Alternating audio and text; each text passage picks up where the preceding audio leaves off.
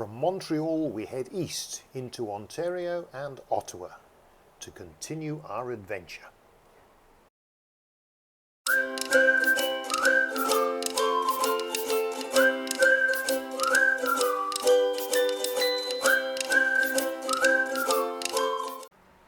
We're in Ottawa, Ontario, the Canadian capital. It wasn't always the capital, with Montreal, Toronto, Kingston and Quebec City all laying claims, and indeed taking it in turns. But in 1857 Queen Victoria said Ottawa, and that was that.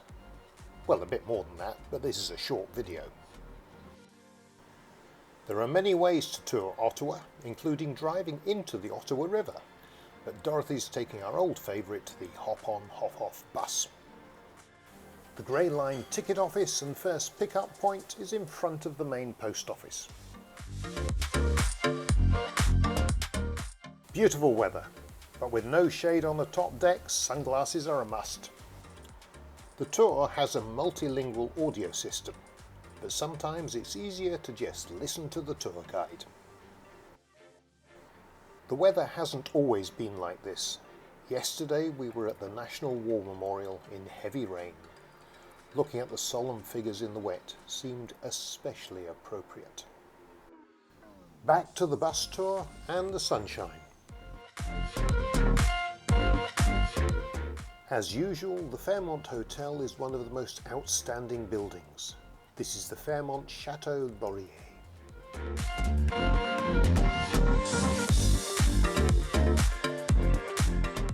The National Arts Centre was one of Prime Minister Lester B. Pearson's projects to commemorate Canada's centenary in 1967.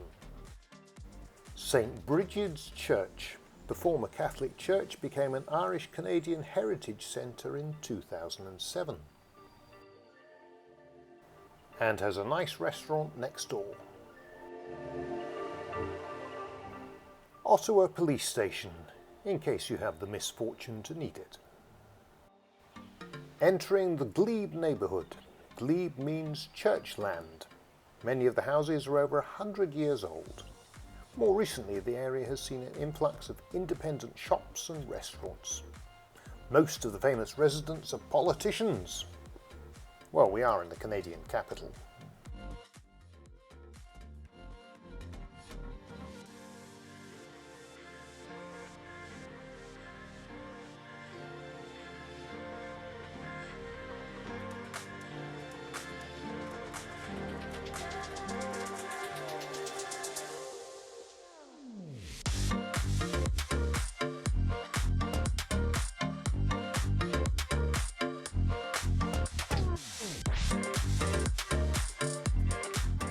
Lansdowne. Although we're looking at shops, it's best known for its park, sports facilities and farmers market behind the shops.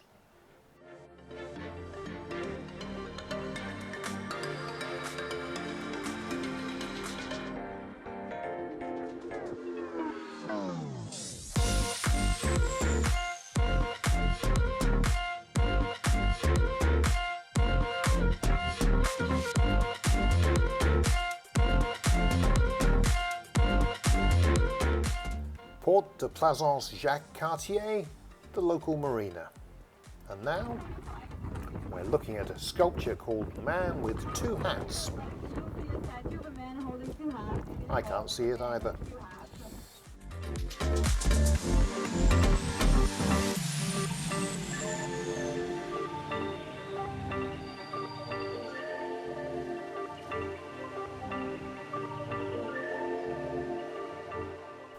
Dow's Lake, a great place for messing around on boats and other water activities.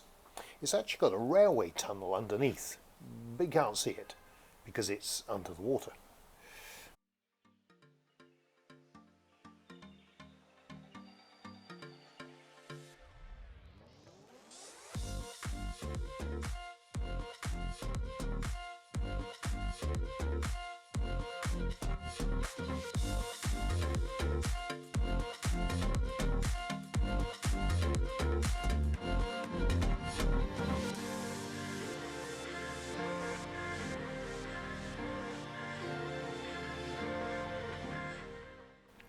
This area used to be a swamp, but it was drained and is now residential. The houses are really expensive, so enjoy looking at them as the bus isn't stopping.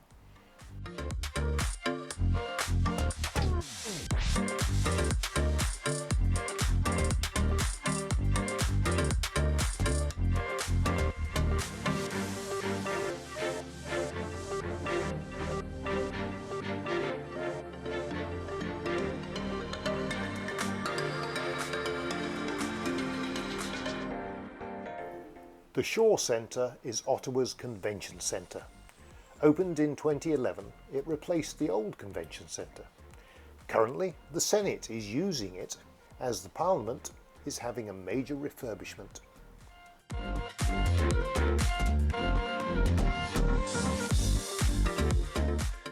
This is Bywater, an excellent place for food, drinks and evening entertainment. Or entertainment anytime, actually.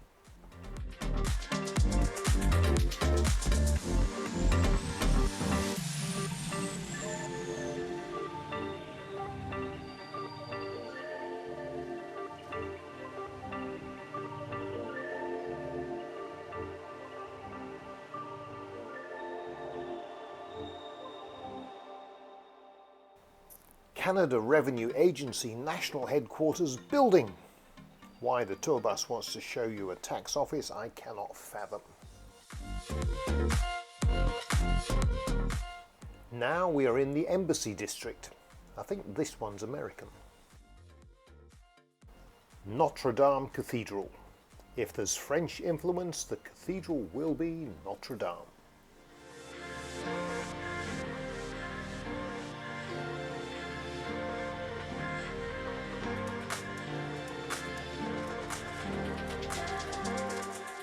More embassies. That was Saudi Arabia, I think.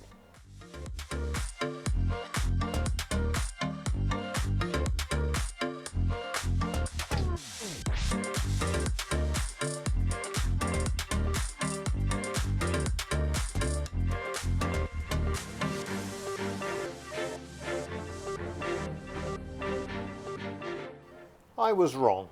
We're just coming up to the Saudi embassy, one of the most expensive here.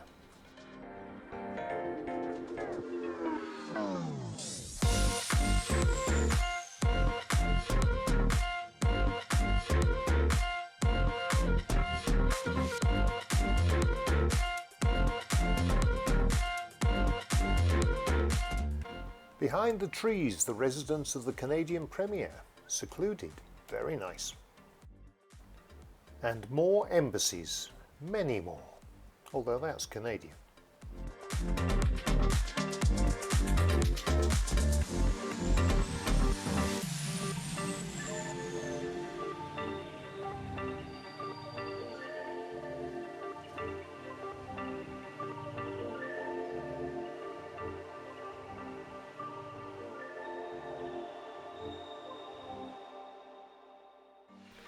Two buildings, on the left Trudeau's official residence, on the right the French embassy. This is the National Gallery.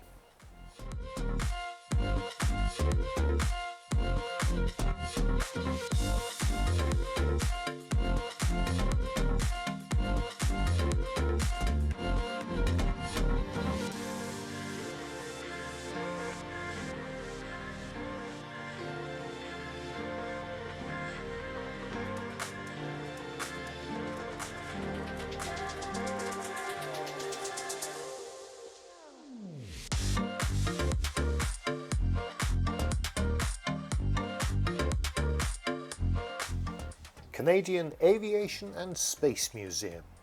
Plenty to see here.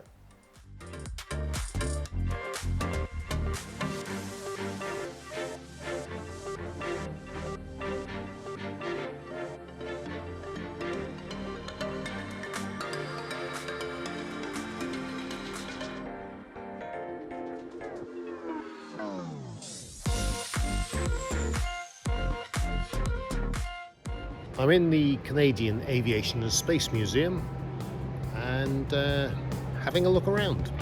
Aircraft everywhere, obviously. As you come into the museum, the first thing you see is an aircraft upside down. Well, it is part of the aerobatic team, or was anyway. Now this is a Curtiss HS-2L, which would have been flying probably in the First World War, or at the end of it, and then ended up flying in the bush, flying around Canada. So 1919, 1918, 1919, thereabouts. Now if you think it's wonderful they've still got one, they haven't actually, that's a reproduction. The best they could do, found in a lake in Ontario, the edge of it, is this piece of wreckage. But amazing they've managed to build a replica, which looks very, very authentic.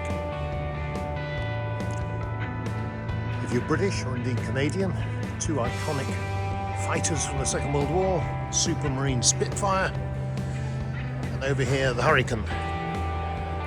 And in between we have a little Canadian hero, I say little, I don't know if it was that little, George Frederick Buzz Burling,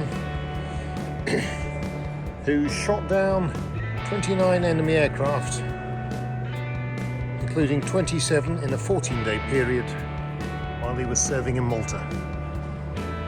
And there you go.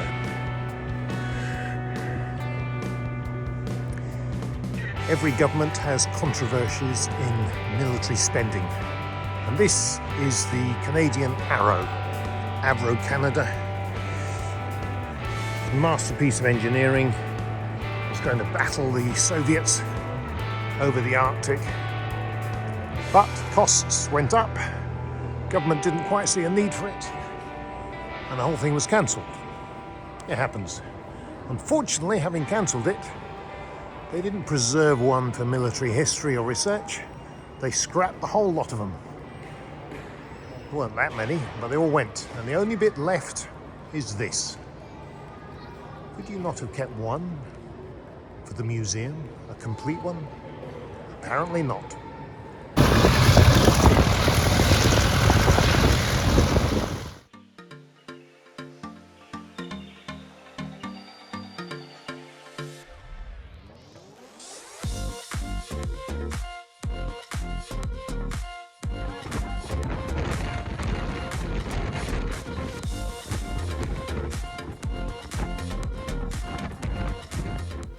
Heading back to Ottawa across the Ottawa River.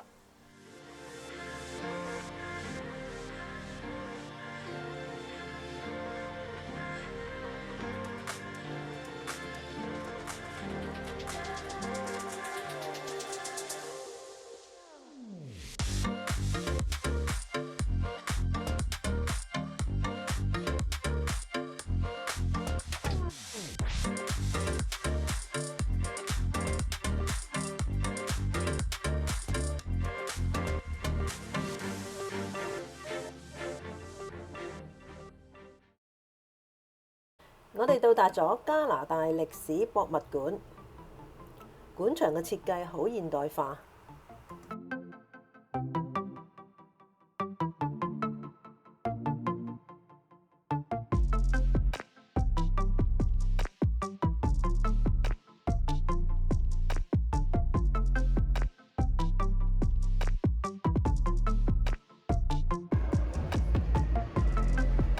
而家進入Canada Museum of History，